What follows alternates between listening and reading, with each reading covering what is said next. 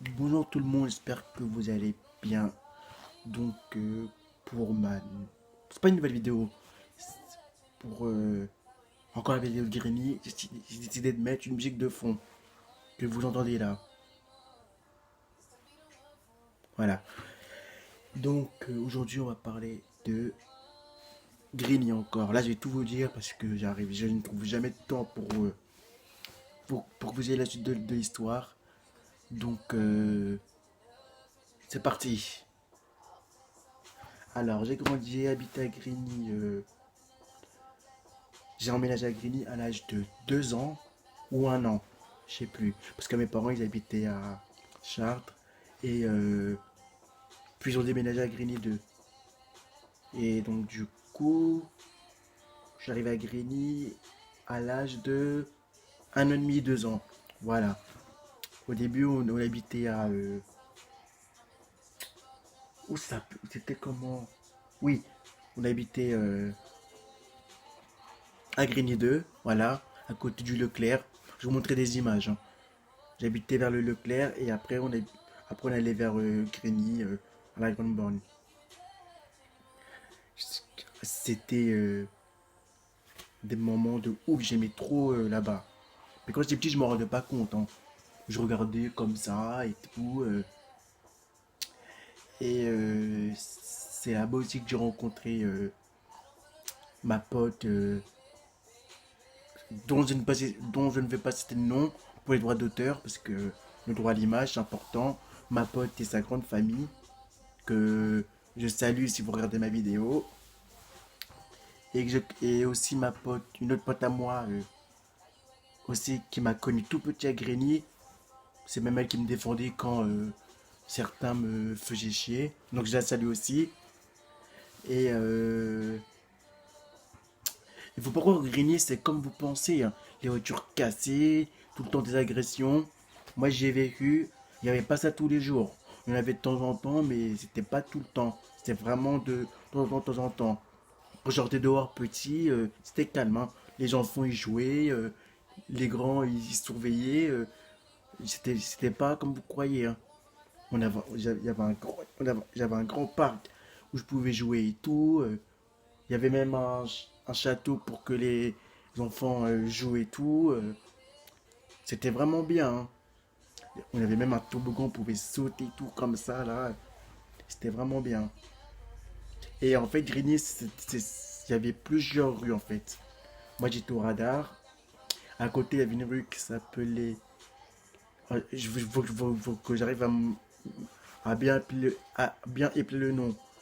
La paix pleurère. La paix pleurère. La paix pleurer. La paix pleurère. J'essaierai de retrouver ça sur internet. Il y avait aussi le Méridien. Donc ça c'est le quartier un peu, on va pas dire chaud, mais c'est le quartier où j'avais pas trop le droit de trop jouer et tout. Et il y avait aussi... Attends, alors il y avait les radars, la rue où j'habitais, la Treille, là où je prenais le bus pour aller à l'école. Il y avait aussi le Méridien. Euh, attendez, attendez. Merde, la musique.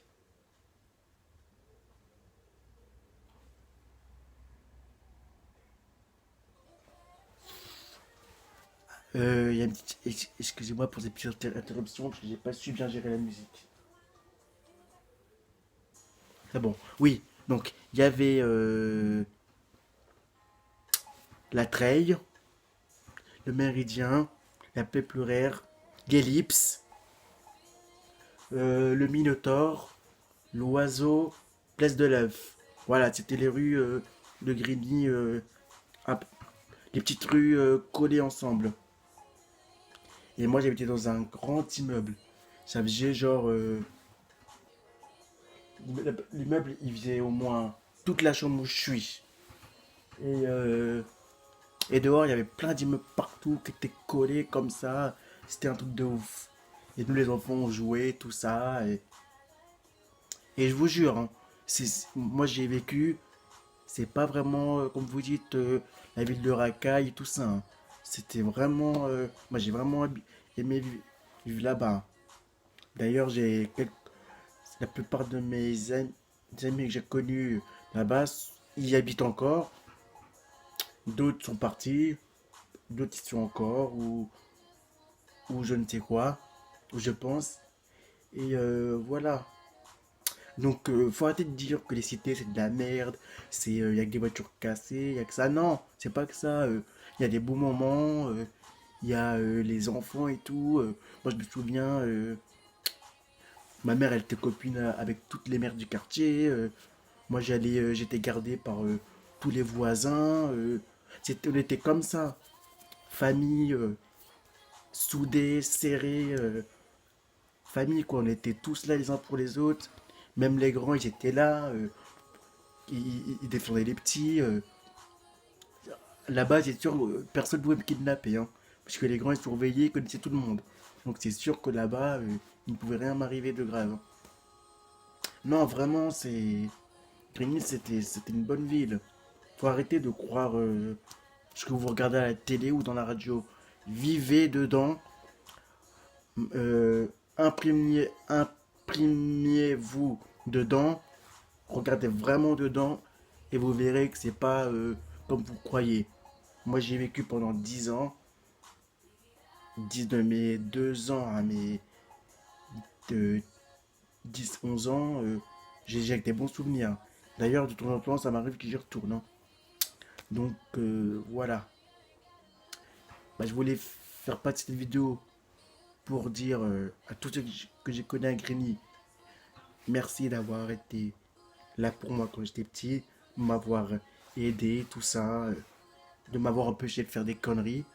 Parce que si t'es pas aidé, si t'as pas d'alliés ou de gens qui t'aident, tu finis papa à 16 ans ou en prison ou je ne sais quoi.